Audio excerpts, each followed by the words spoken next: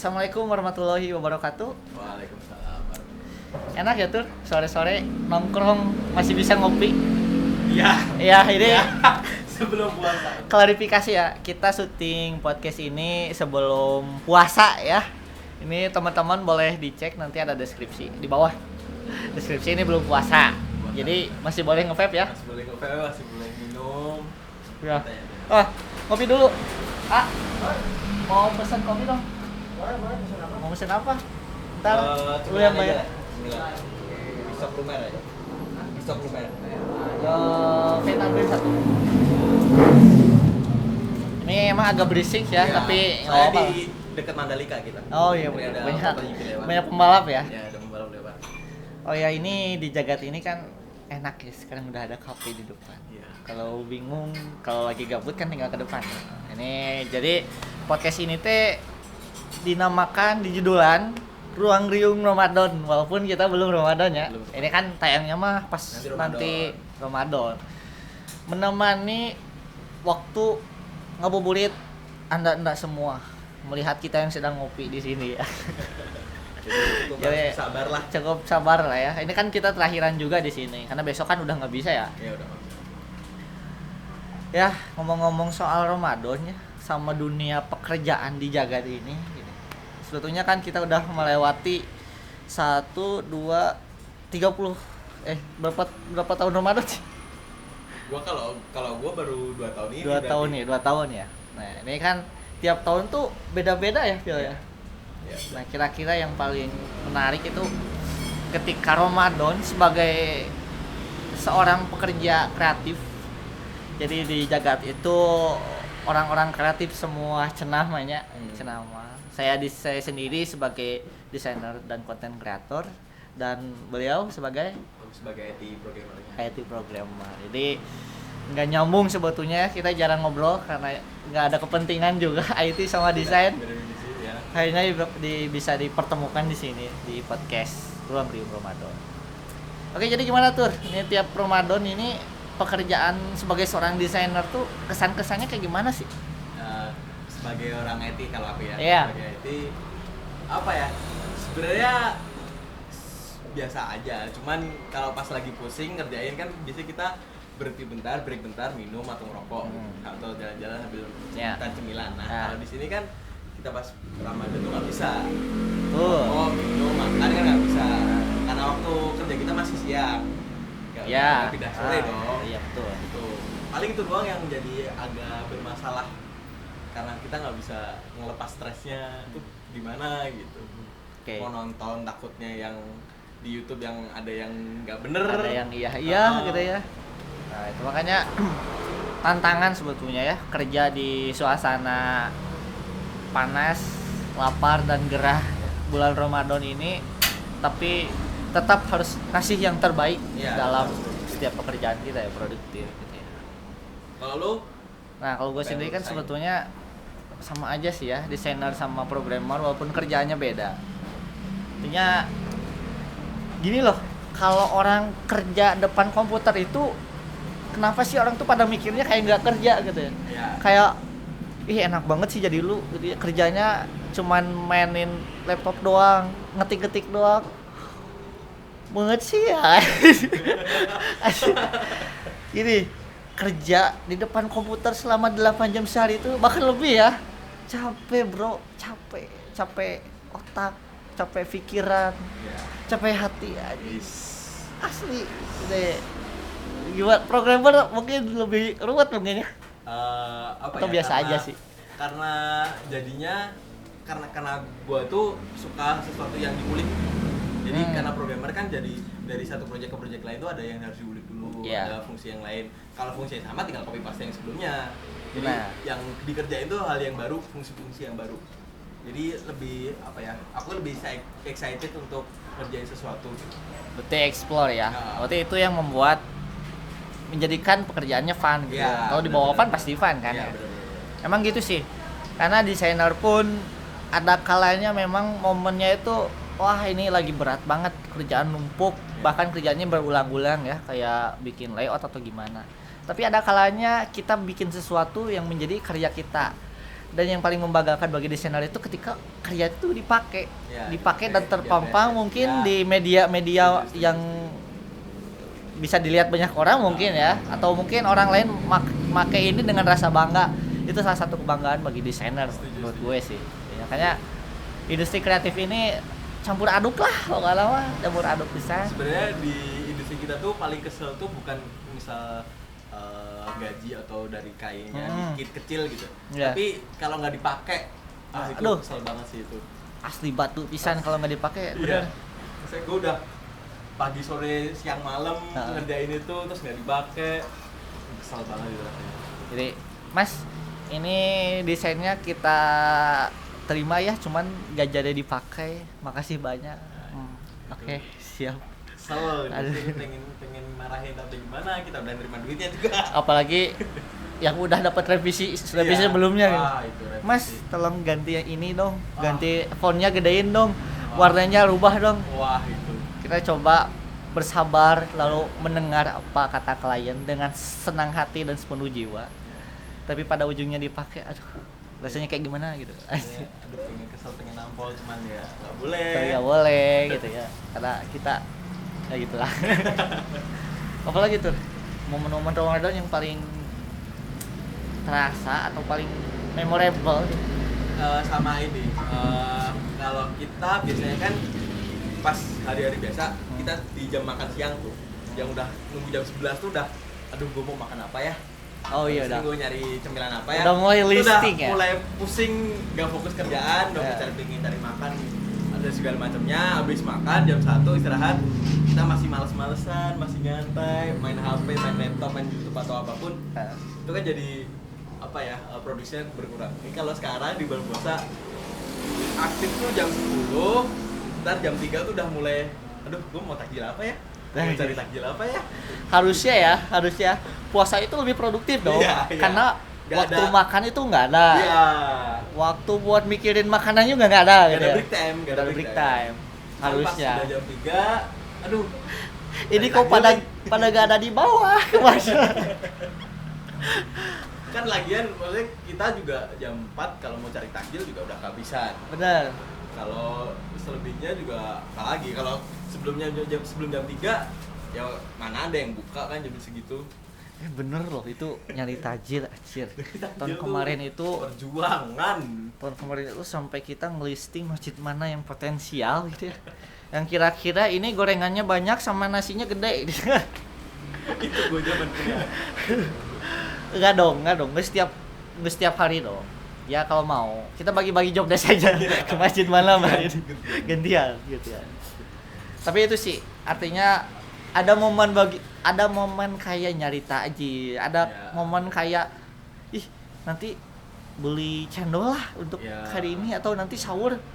Kan ada yang nginep di sini juga kan? Iya. Termasuk dulu juga pernah nginep dulu Pernah nginep dulu di sini beberapa hari. Ya mungkin nanti ke depan juga nginep lagi sih. Nah, sahurnya aman. Nah itu makanya. Jadi kantor Jagat ini kalau boleh teman-teman tahu segala macam hal fasilitas ada ya. Iya. Bukan fasilitas yang gimana-gimana gitu ya. Kafe dah ada di depan. Kita jual juga kue balok makanan gitu ya. Di dalam ada studio musik.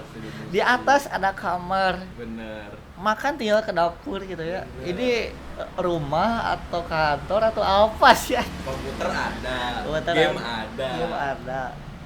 Main PES bisa. Nah, itu kerjaan tiap ngabuburit sih. Benar.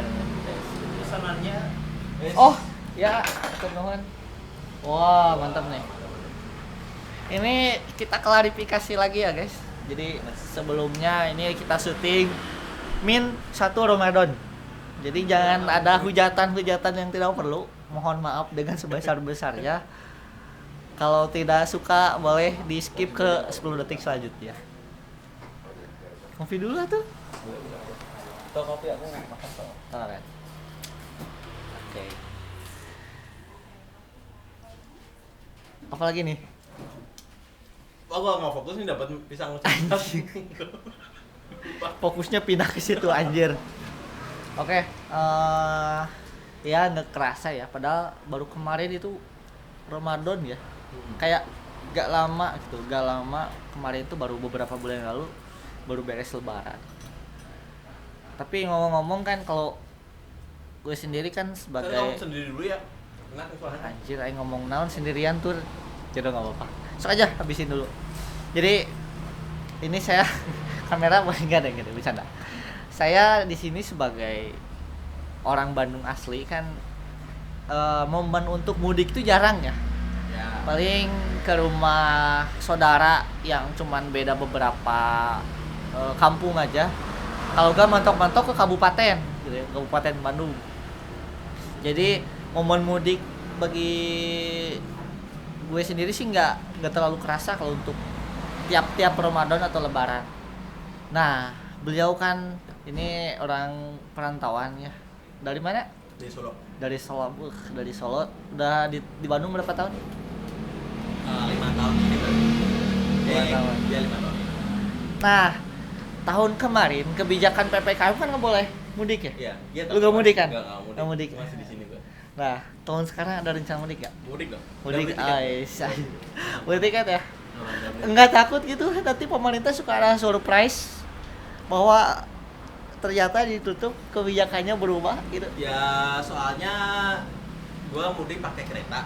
Itu punyanya BUMN kan. Oh iya. Dia kan jual tiket berarti boleh gitu. Oke. Gua mikirnya simpel aja. Iya. Kalau nggak positive thinking aja dulu ya, positive thinking dulu aja. Karena kita suka menunggu sesuatu yang menarik ya, pemerintah itu suka bikin surprise gitu ya. Jadi bentar-bentar ternyata ada PPKM sudah dilonggarkan, ternyata dipadatin lagi. Terus konser musik yang baru-baru ini. Iya. Konser musik di Bali itu boleh, ternyata di Bandung nggak boleh. Ternyata memang surprise banget kebijakan pemerintah itu. Kita support, apalagi kemarin Mandalika, keren banget. Keren banget.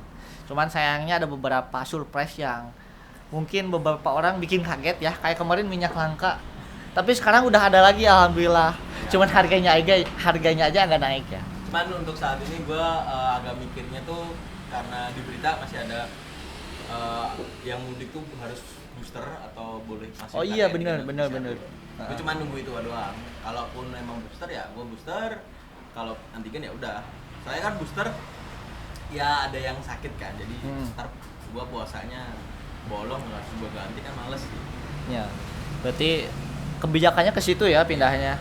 Yang tadinya suntik 1 kali nambah 2 kali, nambah lagi sama booster ya. Ya harapannya mah nggak sampai 8 kali ya, cukup 3 kali aja semoga. Oke, jadi momen mudik biasanya naik kereta kan? Naik kereta atau bis sih sebenarnya. Wah, menarik. Berarti keluarga semua di sana? Keluarga di sana. Anda sendirian di sini? Iya. Survive lah. Kenapa nggak milih Jakarta? Biasanya kan orang-orang dari Jawa, dari luar pulau itu pilihnya Jakarta. Kenapa harus Bandung? Kalau gue lebih karena disuruh ayang. Karena dari sini udah dari kuliah, jadi gue udah pernah ngerasain di Jakarta, magang dulu selama 6 bulan. Terus pas di sini dari kuliah juga karena kayaknya lebih enak di sini gitu. Pace-nya lebih santai. Gue pulang gawe, misal sekarang kerja kan pulang gawe bisa ikut komunitas mana, ikut rapat, ikut kegiatan apa di weekend. Kalau pas Jakarta dulu, boro-boro mikir kegiatan yang lain, mending ke kasur udah tidur enak gitu. Kayak hidupnya tuh sangat-sangat monoton dan lumayan keras juga ya. Iya, karena pace-nya di sana cepat. Betul. Kayaknya ada culture shock juga ya. Beda banget antara mungkin dari Solo ke Jakarta dan Bandung sendiri. Memang di sisi lain Bandung itu nyaman ditinggali, tapi di sisi lain zona nyamannya sangat-sangat terasa gitu. Kita bikin sesuatu tuh kayak lebih cepat kota di daerah Surabaya, Malang atau Jakarta gitu, kenapa ya? Kayak ini yang jadi concern kita di Jagat Kreatif ya. Dunia industri kreatif di Indonesia ini ternyata nggak sama. Bener nggak? Tiap kota beda. Tiap kota itu beda. Dan yang paling kerasa itu di Bandung itu nggak ada penggerak atau komunitas kreatif yang bener-bener kayak settle gitu. Banyak orang gitunya militan. Ini masih kayak individual gitu. Yang gue rasain sendiri gitu sih. Mungkin lu ngerasain dari kota-kota sebelumnya, terutama di industri kreatif, saya rasa beda sih, gue rasa beda. Pasti beda sih, soalnya karena rootnya perkotanya juga ya, sih. Kalau rootnya perkota karena di Jakarta pace-nya cepet, daya saingnya tinggi, jadi mereka lebih ke individu. Ya akhirnya membentuk jadi individual, soalnya kalau mau teamwork, kalau nggak sejalan bakal susah, bakal ketinggalan nih satu orang yang di belakangnya. Dan yang di depan jadi ke bawah kan. Jadi makanya karena keadaan jadinya cepet-cepet. Kalau di sini karena pace-nya lambat, sebenarnya ada beberapa yang bisa bisa kooperatif lah, bisa kerja sama dengan yang lain. Cuman karena kita Bandung tuh hampir nge-look up-nya ke Jakarta, hampir kayak metropolitan gitu kan. Jadi agak mulai sendiri-sendiri juga. Oke.